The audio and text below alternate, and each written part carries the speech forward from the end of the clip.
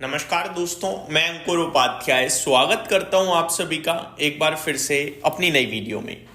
दोस्तों, भारतीय बाजार में हरियाली देखने को मिल रही है आपको एक बार फिर से। निफ्टी 30 पॉइंट ऊपर है, सेंसेक्स में भी हरियाली है, बैंक निफ्टी अच्छा कर रहा है, थोड़ा 0.66% ऊपर है, पीएसयू बैंक्स का सपोर्ट है।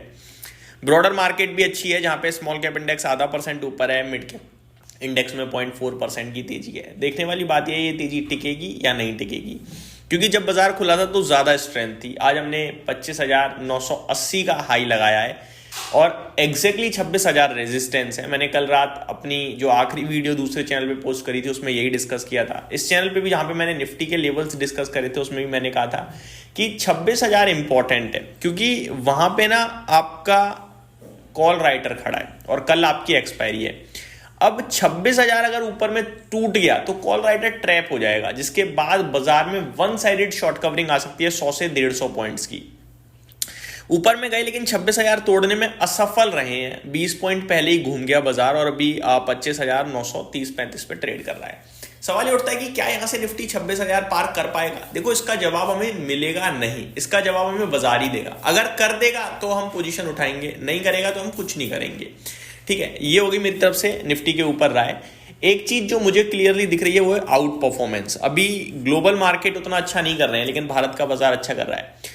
बीते 2 सेशंस में हम हरे निशान में हैं। आप फ्राइडे भी देखो हरे निशान में बंद हुए, थर्सडे को तेजी हुई और अभी भी हम हरे निशान में ही हैं। वहीं आप ग्लोबल देखो, बुरा हाल है भाई साहब। ठीक है, तो आप ये समझ लीजिए आप कि ये जो कुछ हो रहा है, या ये बीजेपी की जीत की बात कर लो, बिहार इलेक्शंस की बात कर लो, एनडीए की जीत की बात कर लो, या फिर ये समझ लो कि ग्लोबल मार्केट में जो सेल ऑफ है शायद उसका पॉजिटिव इंपैक्ट भारत में आपको आता हुआ दिखे। पॉसिबिलिटीज हैं। आप ये भी सोच सकते हो कि जो अर्निंग सीजन निकला है हमारा, Q2 खत्म हो गया है, देखो ये अर्निंग सीजन काफी बेटर गया है और आगे की उम्मीद और अच्छी है। तो शायद अर्निंग्स लौट रही है, वैल्यूएशन ऑटोमेटिकली फिर रीजनेबल हो जाएंगे और शायद एफआईआईज का पैसा वापस भारतीय बाजार में आता हुआ दिखे। तो संकेत बहुत पॉजिटिव आ रहे हैं, लेकिन उतना भी पॉजिटिव बाजार नहीं है।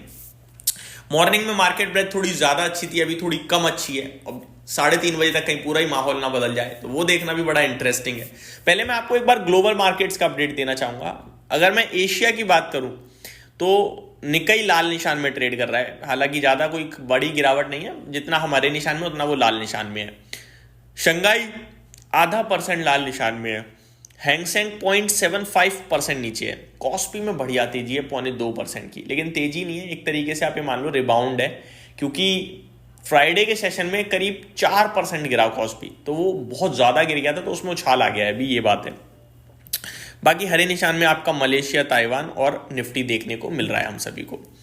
अगर बात करें अमेरिका के बाजार के बारे में तो डाउ फ्यूचर्स तो फ्लैट है, लेकिन नेस्डेक फ्यूचर्स में बढ़िया मूव आ रहा है। करीब 180 पॉइंट नेस्डेक फ्यूचर इस समय ऊपर है, तो शाम को शायद नेस्डेक फ्यूचर्स में एक बार फिर रिबाउंड आ सकता है।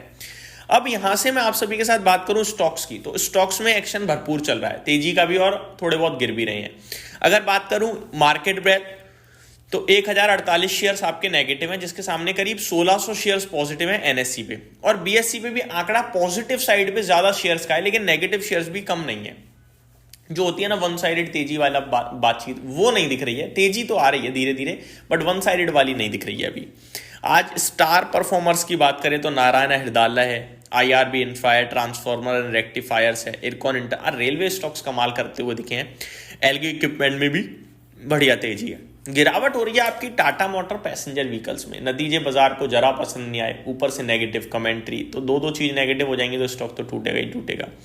हालांकि अच्छी बात यह है कि नीचे से रिकवर बहुत अच्छा हो गया है। आज देखें तो 363 का लो लगाया इसने, वहां से अभी 374 है, 11 रुपए की रिकवरी आ गई, 2.5% से ज्यादा की। तो रिकवरी बहुत अच्छी चल रही है, अच्छी बात है। एस्ट्रल 3% नीचे है, अदानी एंटरप्राइजेस नीचे है, पीजी इलेक्ट्रोप्लास्ट, रेनबो चिल्ड्रंस, ये स्टॉक जो है जो थोड़ा नेगेटिव परफॉर्म कर रहे हैं। आज टर्नओवर की बात करूं तो अभी तक किसी में कोई खास बड़ा टर्नओवर देखने को मिला नहीं है। बाजार खुले हुए 2 घंटे होने वाले हैं, 11 बजे का समय हो रहा है अभी।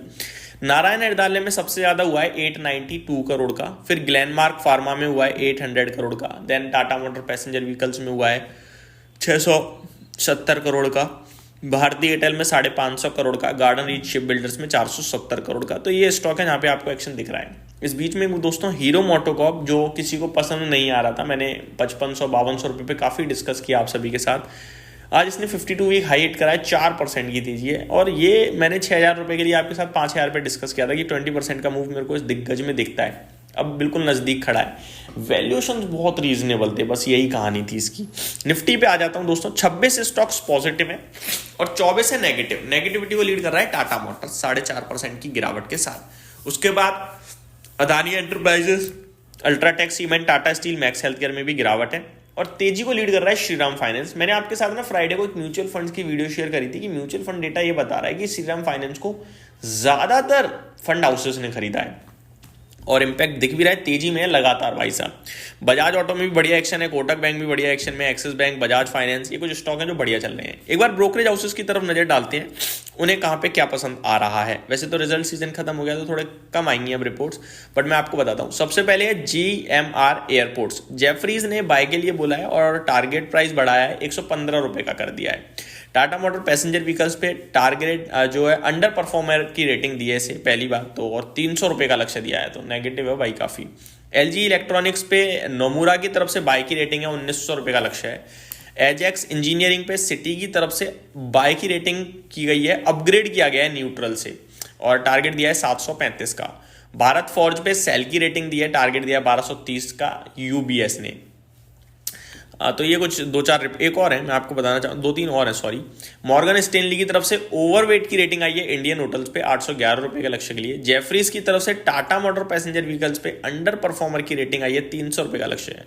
तो ये थोड़ा दिक्कत लग रही है भाई साहब टाटा मोटर्स के लिए। तो ब्रेन बीस को लेकर मॉर्गन स्टेनली ने ओवरवेट की रेटिंग को बरकरार रखा है, 417 रुपये का लक्ष्य दिया है। तो ये कुछ स्टॉक्स हैं जो आपके लिए ब्रोकरेज हाउसेस के रडार पे आते हुए दिख रहे हैं। निफ्टी इस बीच में दोबारा से 25,950 आता हुआ दिख रहा है। देखते हैं यहाँ पे कितनी देर समय बिताता है, कितनी देर ऊपर जाता है। 26,000 दोबारा टेस्ट करता है, नीचे जाता है, ऊपर जाता है।